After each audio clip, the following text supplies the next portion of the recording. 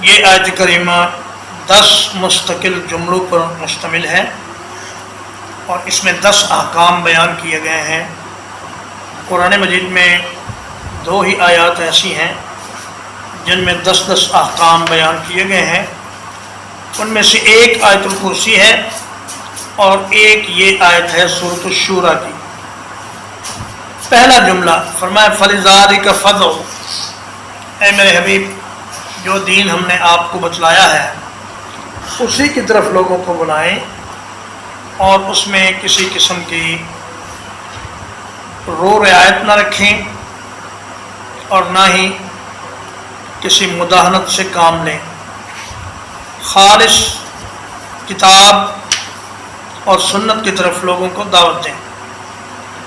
وَاسْتَقِمْ كَمَا أُمِرْتَ، اور جیسا کہ آپ کو حکم دیا گیا ہے آپ سیدھے راستے پر قائم رہیں۔